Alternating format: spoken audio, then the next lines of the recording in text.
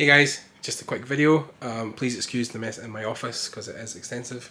Yeah, just to say that I'll be kind of promoting my Patreon again as I launch this new kind of batch of content. If you guys want to support me, you can head on to the link below. I think it's Patreon.com/Gordon Neal, something like that.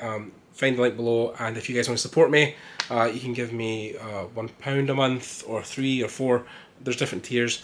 And yeah, if you want to help support me and the channel, that would be great. And yeah, enjoy the content.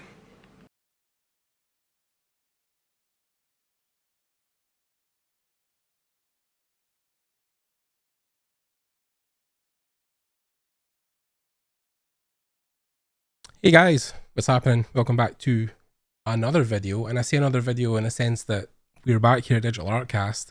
But again, we're not in a sense because we are looking at an art book.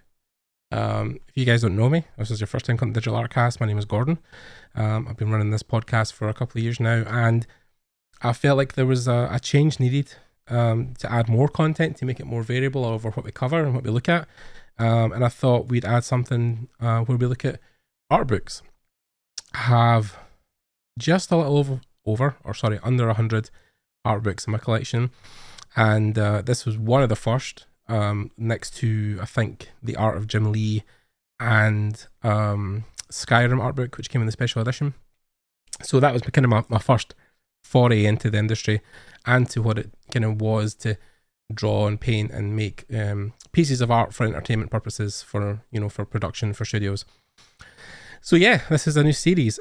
Please let me know what you think. If you want to add more of these to the collection, if you want me to do more books, please let me know in the comments below which book you'd like to cover next. I probably have it, so we can cover it. If not, if the budget allows, I'll buy it and do a review.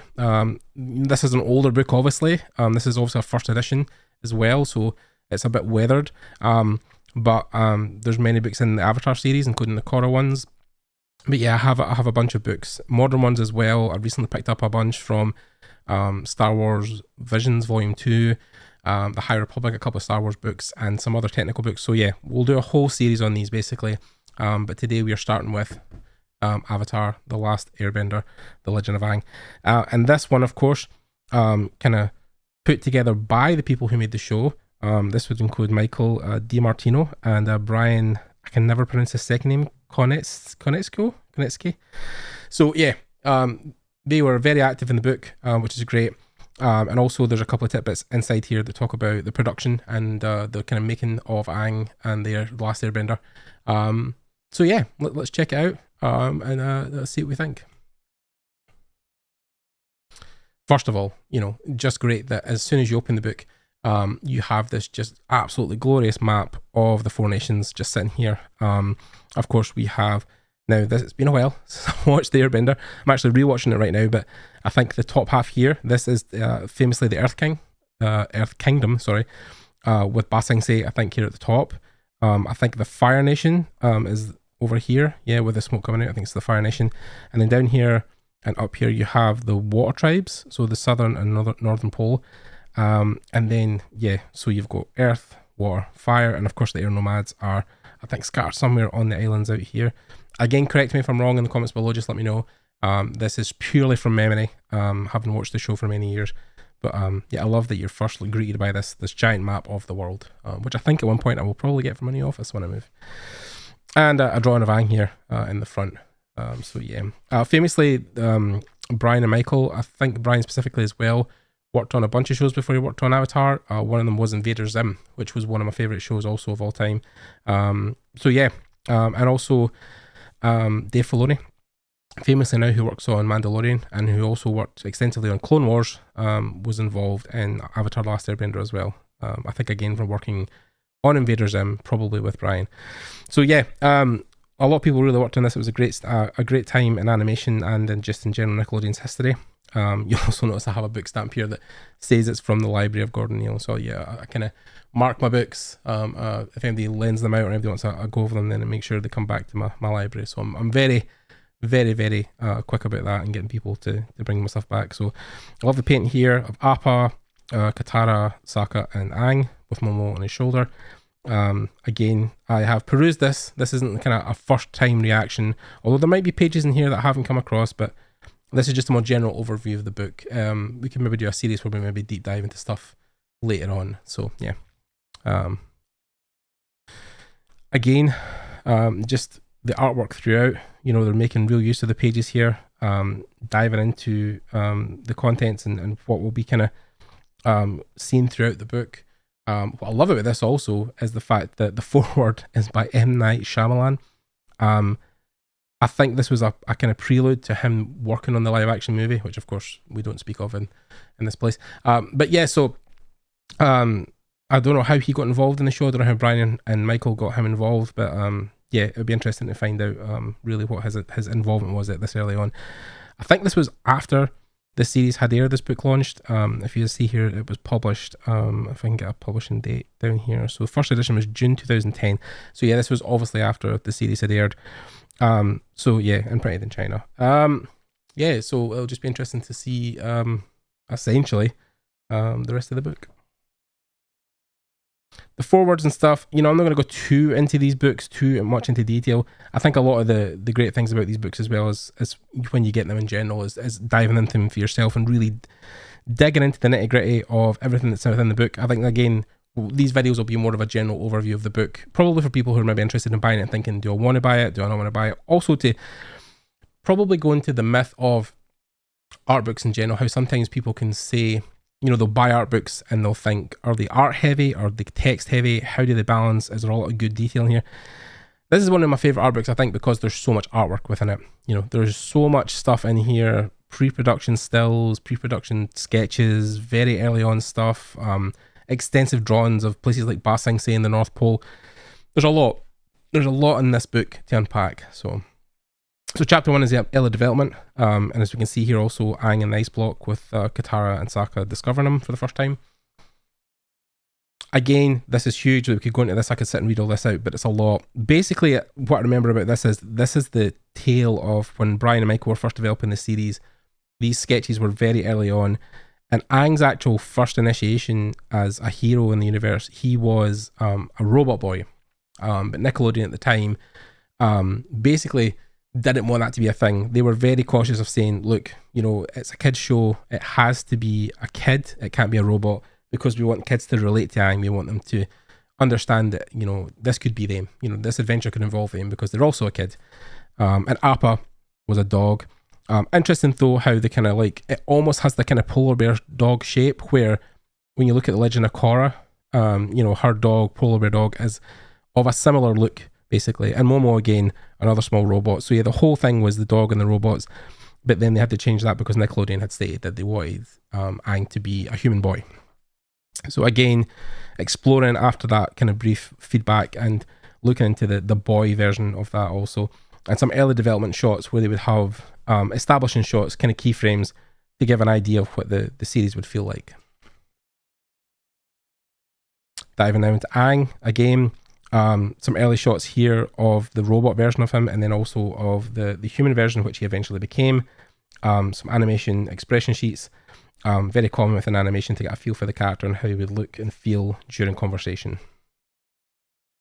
Katara, again, obviously one of the main staples within the series, and you know, again, the thing I loved about the series when I watched it was that they had such a strong female lead. Aang is obviously the protagonist of the series, but Katara, his other half, almost diminishes her role in the universe because she is such a huge part of the Avatar universe and the whole series in general. You know, she's a very powerful waterbender, but also has a lot of key initiative stages without, you know, whom Aang couldn't really have become who he was in the end. So Katara, yeah, a very important character within the series and a great female lead again. So yeah. Sokka, again, yeah, almost, I would say, definitely is the comic relief within the series, but within himself, again, a great strategist, someone who, you know, doesn't take life too seriously, but at times can, I think because of the duality of having to grow up so fast, but also still be a kid. And some breakdowns here of also his weaponry, including the famous boomerang, which we all know and love. And yeah, again, just a really awesome character. Appa, of course, sure, you know, why wouldn't you want to include him in the breakdown, because he is, again, a key pivotal character.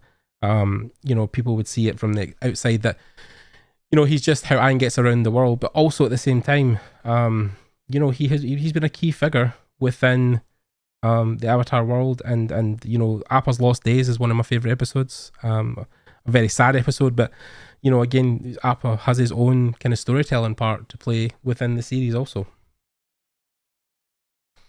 And here we have Momo.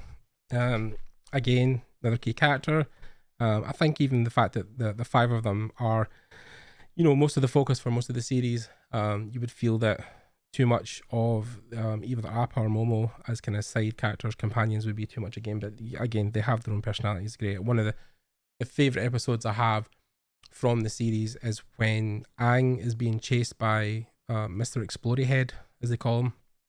But what you actually find is the reason that he's kind of been set upon is because Zuko sends him after Aang, but Aang can't sleep. So when Aang doesn't sleep, he begins to have these visions or these delusions where he thinks Momo and Appa are speaking, and they have a fight, which then turns into a kind of samurai duel. It's a great clip. But yeah, so that one of my favorite parts of the series was that. But again, Appa and Momo, great characters on their own. Right. Zuko, you know, some would say the real hero of the series. You know, I have yet to see a character arc within a series that is more, you know, fuller than Zuko's kind of rise to power. The great thing about Zuko, again, you know, I don't know if the next page has parts of him after the fact. Let's have a look here. 25. So yeah, so this is all of Zuko's. Surprising here again that they just show the side of him that is the Fire Nation prince, you know, which he always is eventually, you know, and becomes king. But, you know, the great thing about Zuko's transformation is just his ability to look within himself and ask the big questions about what does he want, you know, what does he want his destiny to be. So yeah, again, just a great character arc in a series. Really, one of the best, I think, within animation anyway. Definitely so. So yeah, Zuko, a great character, and you know, great voice actor as well. So yeah.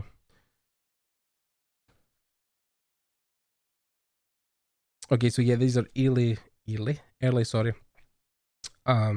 depictions of the bending, so how they would you know, control the elements and how it would look.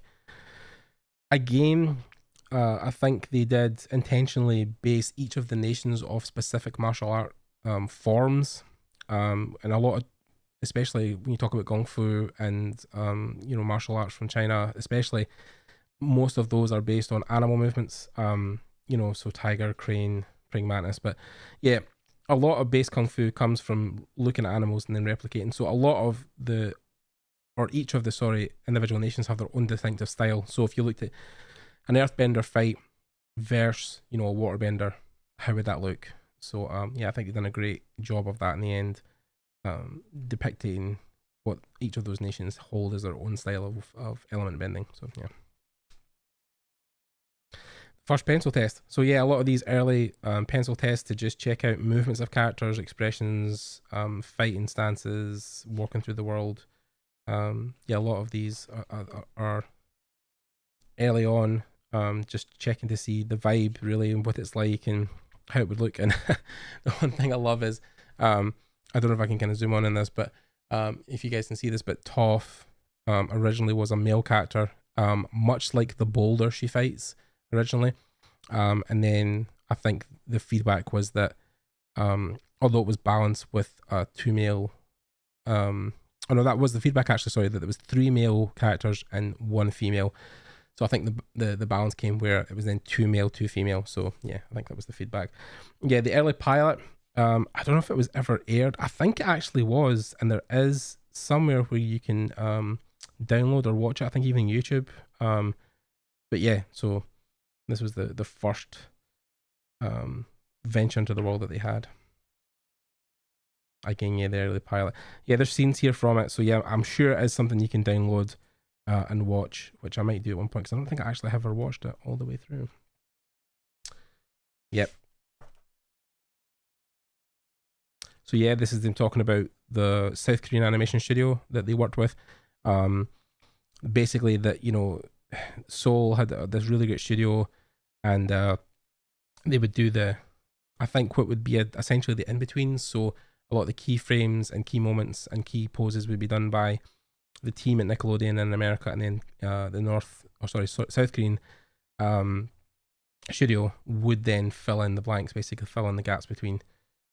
Which of course you have to, I think, in a sense, because animation takes so long to really complete and do right that I don't think you could have done it any other way, basically. So yeah. Again, more animation tests. This one I'm very familiar with, where Katara has a go at Sokka for saying that she's a girl and she should stick to girl things.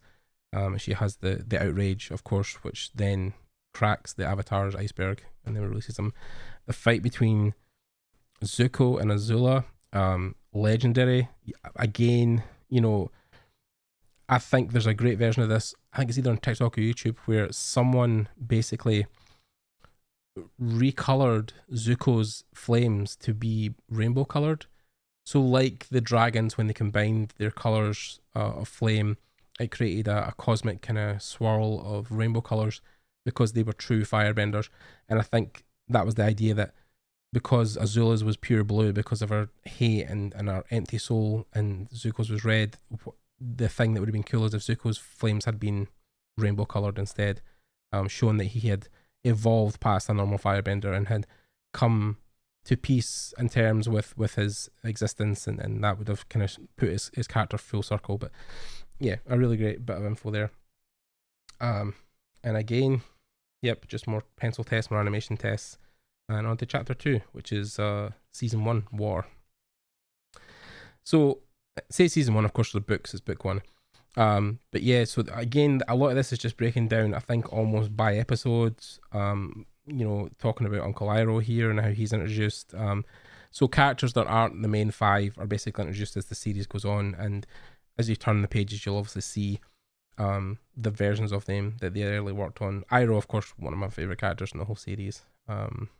Tales of Ba Sing Se is an incredible episode that's churned into my memory. And famously, the voice actor who played Iroh up until that point, he passed away shortly after filming that episode, and they dedicated it to the memory of him.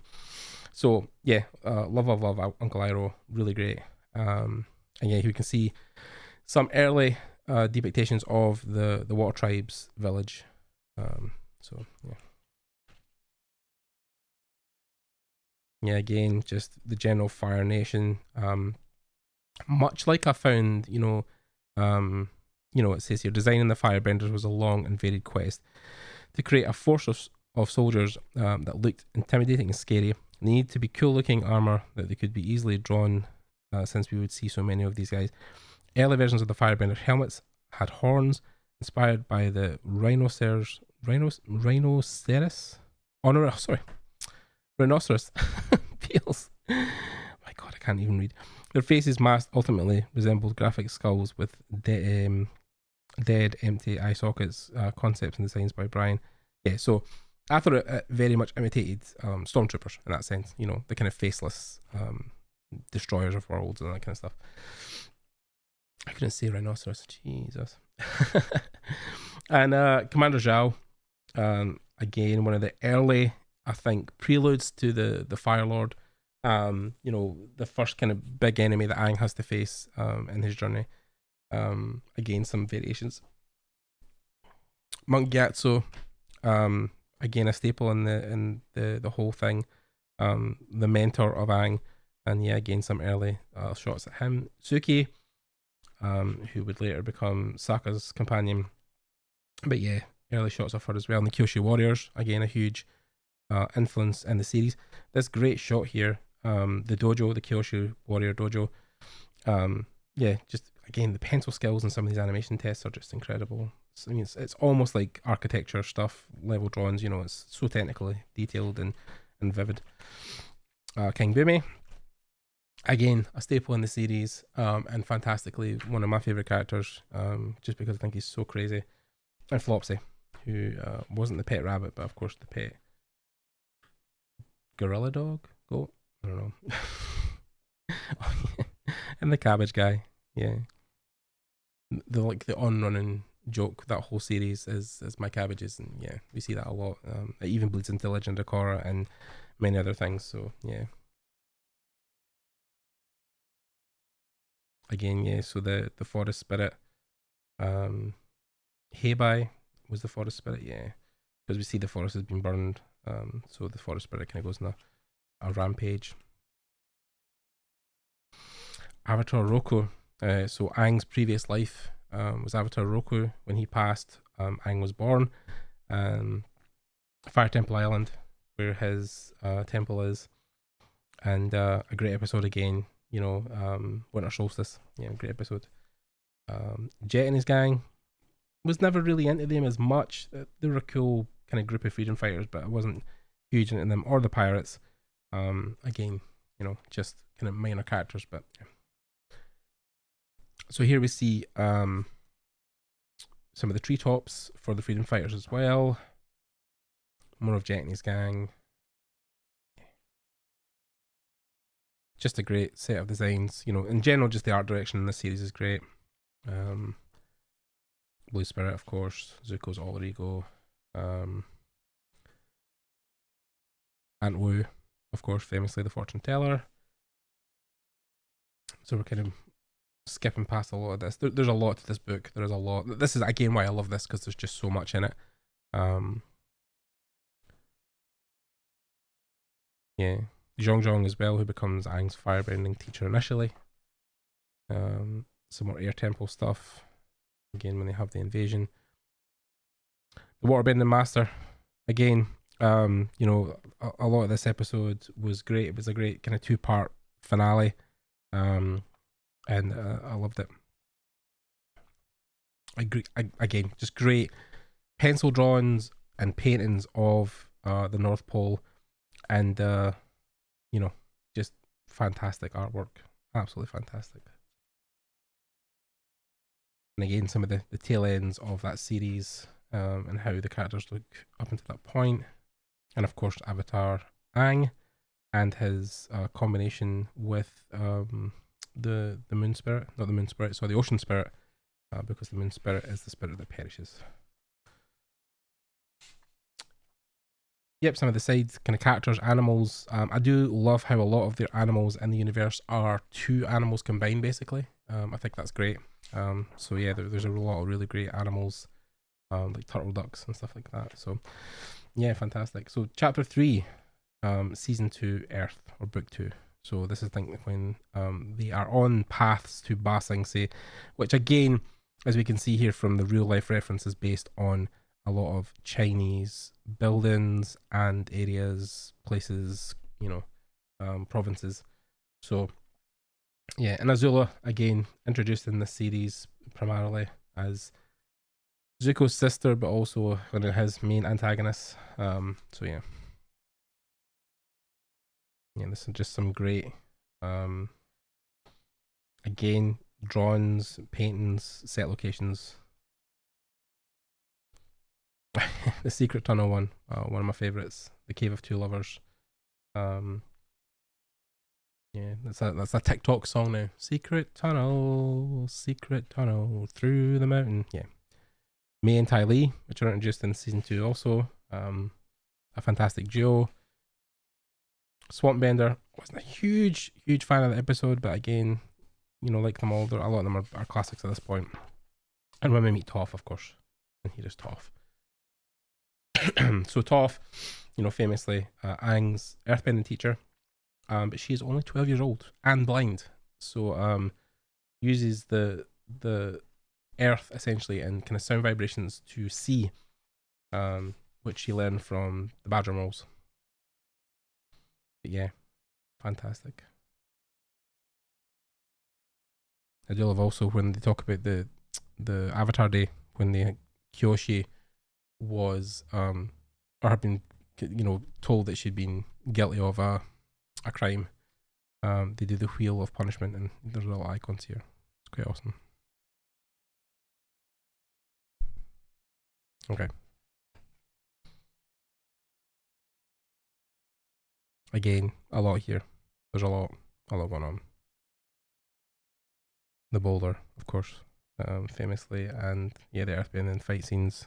Some fantastic stuff here.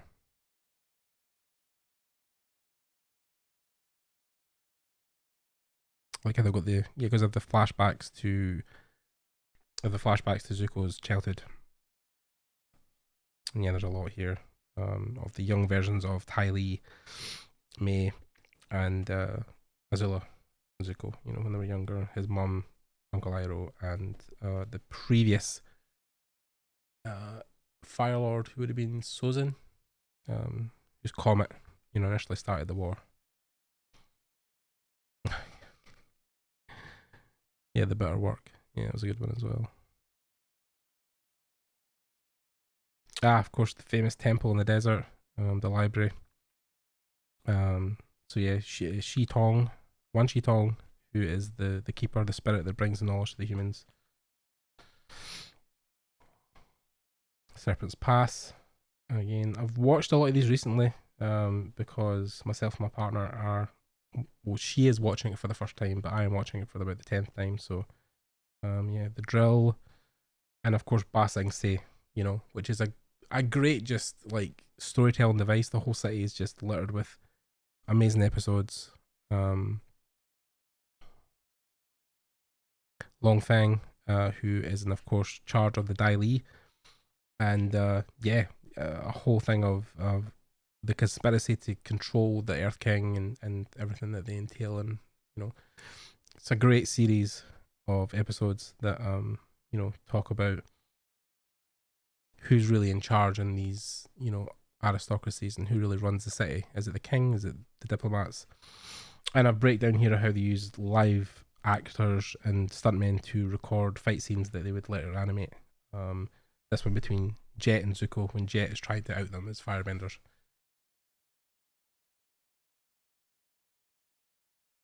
Yeah, Tales of Ba Sing Se, again, one that will live, you know, in my mind for a long, long time. But yeah, another great episode. More airbender stuff. Appa's Lost Days that we talked about, which is a really great episode. Really, really love that one.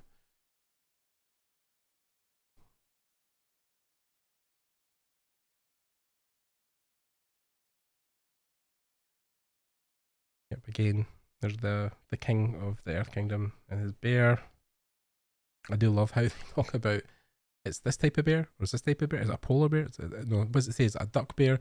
Is it a badger bear? You know, and he's like, no, it's just a bear. Because famously all their animals are two animals.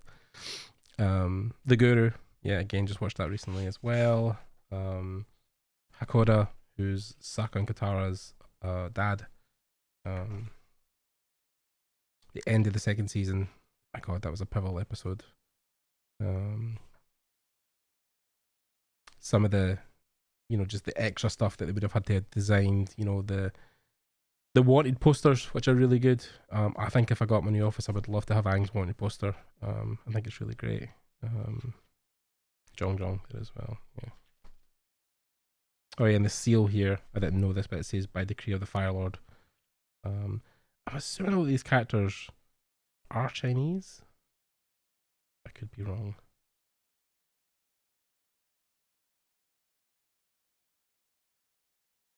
More posters, yeah. So Appa's poster when he goes missing, they design a poster for him. The waterbending scroll, some of the maps of the areas, the fire festival.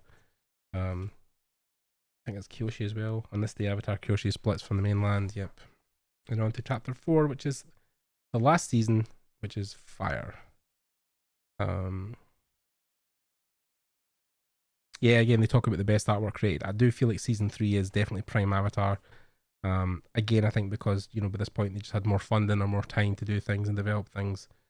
And the gang also end up in the Fire Nation for part of this. So, yeah, really, really interesting this episode. And a whole series where they have to go behind enemy lines. Aang even goes to a Fire Nation school. Or the Painted Lady. Yeah, of course. Katara takes on the facade. of the painted lady in a small village. I love this. It's in one of the episodes, Sokka's master, I think, yeah, where Sokka has to find a master to teach him sword fighting, and they try to find like their thing, and Aang tries to dress up like this anime character style kind of thing, like something out of Berserk, but it's quite funny. The beach, one of the most famous episodes in Avatar history, where a lot of reflection is done on what has come before, you know, and what will come after. Zuko has a kind of pivotal moment where he talks about who he's angry at. Spoilers, it's himself. Yet again, just more versions of the early Avatar Roku when he was young, and Fire Lord Sozin. So yeah, because of course, Roku becomes the next Avatar, so has to go through the 4 nations to train. So that's how many different outfits.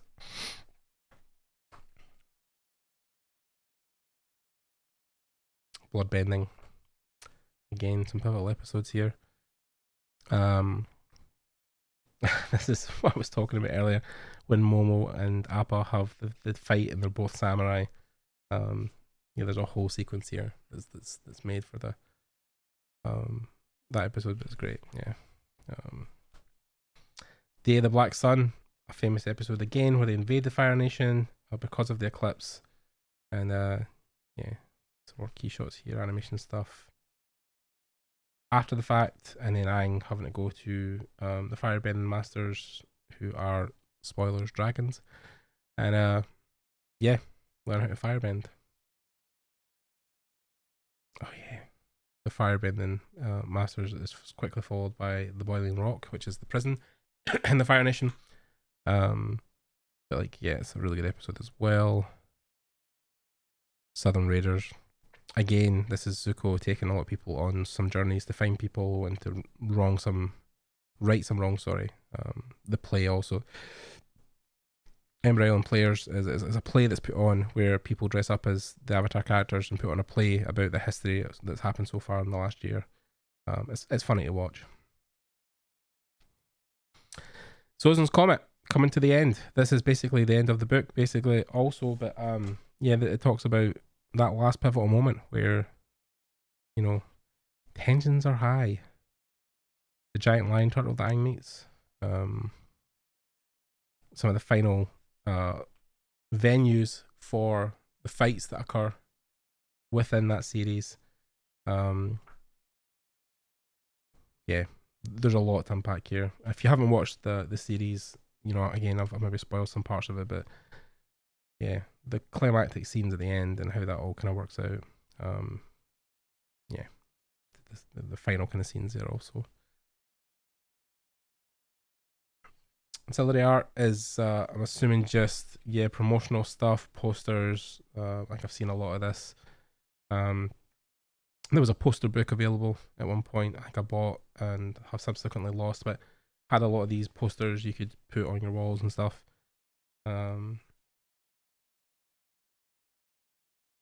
Yeah, again, just chibi versions, promotional, cross-promotional stuff, birthdays,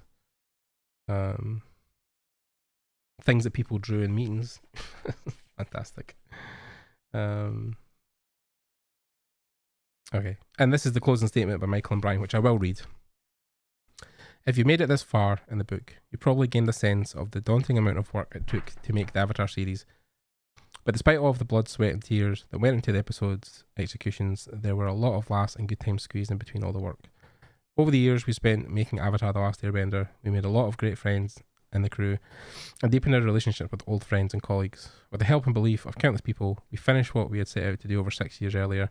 We poured our hearts and souls into a world, story and characters we loved, and luckily a lot of people around the world loved them back. We are forever grateful. We hope you enjoyed the ride as much as we did, and enjoyed this behind the scenes look at how everything came together. Brian and Michael. Yeah. And again, like the front, the 4 Nations art. And that's it basically. Yeah, that was the Avatar, The Last Airbender art book. I think there have been, of course, subsequent books came out after the fact, and I think there's also one for Korra. In fact, there is one. I know there is one. So, you know, that will be one I have to cover as well.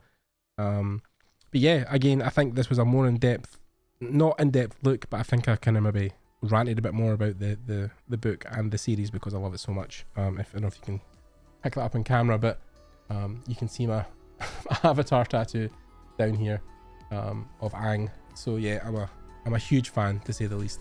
So yeah, this has basically been it, guys. This is the whole you know, idea behind this, is to go into these books and do a deep dive and just see what you guys think, if you enjoy them, if you want more of them. But yeah, I love the book. It's a great purchase if you haven't already you know, picked it up. I would highly recommend it. And thanks for watching. You can stay tuned for more episodes. You can check out the other episodes, which are also interviews with other industry professionals, and my other socials are within the links also. So yeah, just let me know in the comments what you think, and I'll catch you guys later.